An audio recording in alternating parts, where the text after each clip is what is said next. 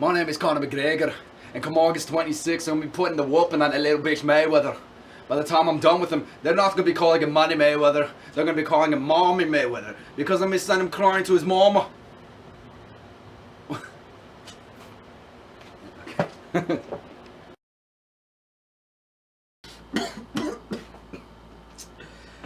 First of all, to understand what happened to Killer, you gotta understand who Killer the dog was.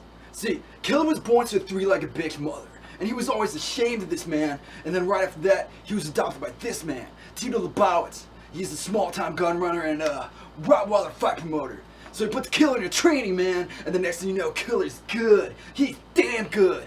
But then he had a fight of his life, man. They put him against his brother Nibbles. And Killer said, no, man, that's not my brother. I can't fight Nibbles. And he made him fight anyway. And then Killer killed Nibbles. And Killer said, that's it. And he called off all his fights. And he started doing crack and freaked out, man. And then in a rage, he collapsed and his heart no longer beating. Wow. You ain't gonna believe this. You used to fit right here. I'd hold you up and say to your mother, this kid's gonna be the best kid in the world. This kid is gonna be somebody, better than anybody I ever knew. And you grew up good and wonderful. It was great just watching you. Every day was like a privilege. Then the time came for you to be your own man, to take on the world. And you did. But somewhere along the line you changed. You stopped being you. You let other people stick a finger in the line and say, you're no good. And when things got hot, you started looking at something else to blame, like a big shadow. Let me tell you something you already knew. This world ain't all sunshine and rainbows. It's a very big, mean, and nasty place. And I don't care how tough you are, I'll beat you to your knees, and I'll keep you there permanently if you let it. You, me, or nobody is gonna hit as hard as life. But I ain't about to give you how hard you hit. It's about how hard you can get hit and keep moving forward. How much you can take and keep moving forward. That's how winning is done. Now, if you know what you're worth, then go out there and get what you're worth. But you gotta be willing to take the hits. And not pointing fingers saying you aren't what you want to be because of him, because of her, or anybody. Cowards do that. And that ain't you. You're better than that. I'm always gonna love you no matter what. No matter what happens, you're my son and you're my blood. You're the best thing in my life. But until you start believing in yourself, you ain't gonna have a life.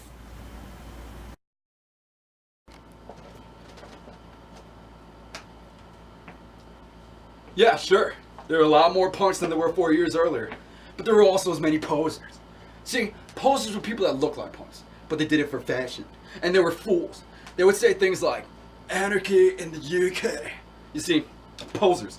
Anarchy in the UK? What the fuck is that? What good is that to those of us in Utah, America? Yeah, you see, it was a Sex Pistols thing.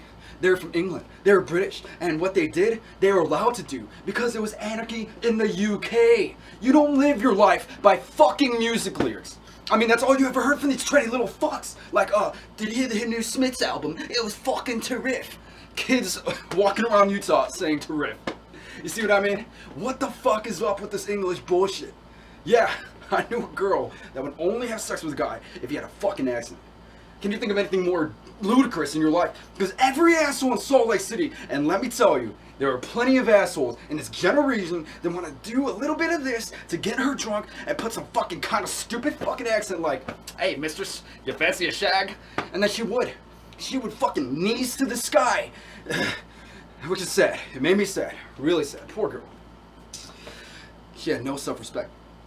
See, to me, England was nothing more than a big fucking American state like North Dakota and Canada.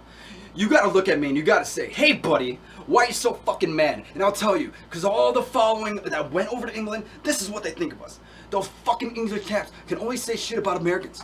All we were to them was fucking a bunch of fucking hicks. Well, you know what? I'm no fucking hick. I do not wear cowboy boots. I hate the fucking radio. Horses smell like shit to me, and I never fuck with anybody in my own bloodline. By definition, I am not a redneck, and goddammit, I am no fucking hick. Oh, the sun never sets on the British Empire. Well, the sun never sets on my asshole. Another thing that pisses me off. People talking about who started punk rock music. Was it the Sex Pistols in England, or the Ramones and the Velvet Underground in New York? It was the Ramones. It was the Sex Pistols. Who cares who started it? It's music. I don't know who started it. I don't give a fuck.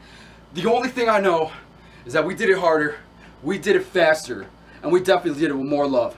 You can't take that away from us. I'm smoking meth. Of course that's your contention. I mean, you're a first-year grad student. You just got done reading some Maxim story and, Pete Garrison probably. And you're going to be talking about that to the next year when you go to James Lemon. And all you're going to be talking about is Virginia and Pennsylvania and how entrepreneurial capitalist they were back in the 1740s. Look, listen, you're going to be regurgitating Gordon Wood for the next year, and you're just going to be talking about the pre-revolutionary utopia and how capitalist forming effects and military mobilization is just going to affect everything. Wood drastically underestimates the distinctions prededicated upon wealth, especially inherited wealth. Look, you got that from Vickers, right? Essex and Wood Country? Page 98. Yeah, I read that one too. And what, you're just going to pawn that off as your own? You're just going to come in here and just try to pretend that you made that to impress these girls and to embarrass my friend? Look, man, the sad thing about a guy like you is that you're going to wake up in 50 years and you're going to realize that there are only two distinctions in this life. Number one, don't do that.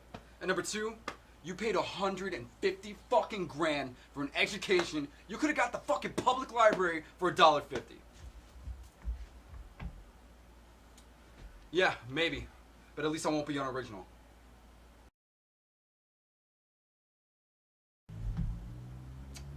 Mike, what's the pull up to me right now? What's it up to? Is it $300? Is that it? 300? I'm a school teacher. I teach English composition at a little town called Adley, Pennsylvania. The last 11 years I've been at Thomas Alva Edison High School. I was the coach of the baseball team in the springtime. See, back home, I tell people that and we just go figure. But over here, it's like, it's a big mystery.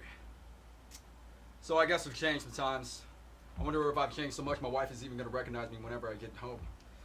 And how will I ever be able to tell her about days like today? Ryan. I don't know anything about Ryan. I don't care. The name means nothing to me. But if it means going to Ramel, means going back home and coming back to my wife, then that earns me the right to get back home, then that's my mission. You want to leave? You want to go fight the war? Alright. I won't stop you. I'll even put in the paperwork. Just know that every man I kill, I feel a little farther away from home. There will be no foolish wand waving or silly incantations in this class. As such, I would expect many of you to appreciate the subtle science and exact art that is potion making.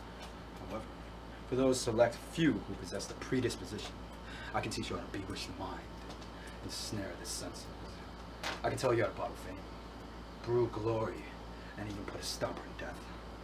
Then again, maybe some of you have come to Hogwarts in possession of abilities so formidable that you feel comfortable not to pay attention, Mr. Potter. Everyone, a new celebrity.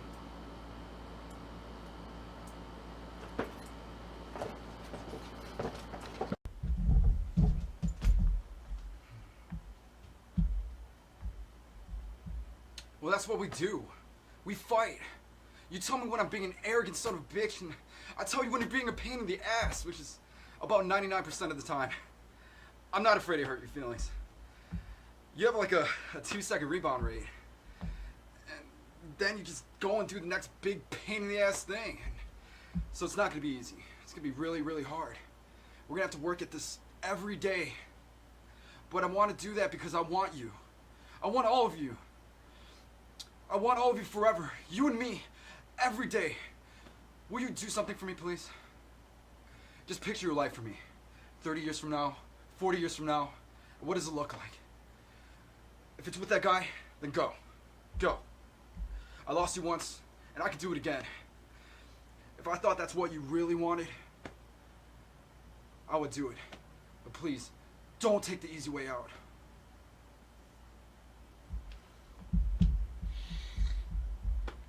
Would you stop thinking about what everybody wants? Stop thinking about what I want. Stop thinking about what your parents want. What do you want?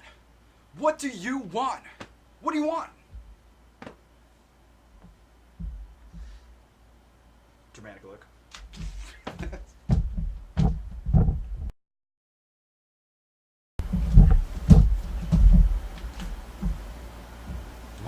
got these scars. My father was a drinker and a fiend. One night, he goes off crazier than usual. And Mommy gets a kitchen knife to defend herself, and he doesn't like that. He does not like that, not one bit. So me watching, he takes the knife at her, laughing while he does it. He turns to me and says, "Why so serious?" He goes to make the knife. "Why so serious?" He sticks a blade in my mouth. "Let's put a smile on that face." And why so serious?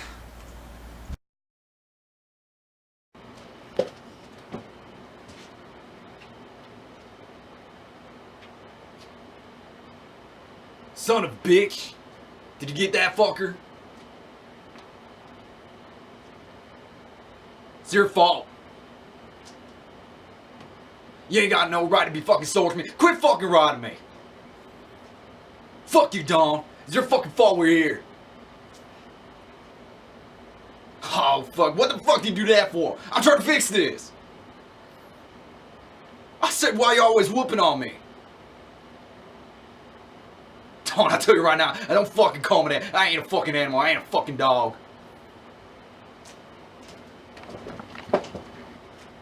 Oh, excuse me. You're Sergeant Collier? Private Olson. I was told to report to you. I'm your assistant driver.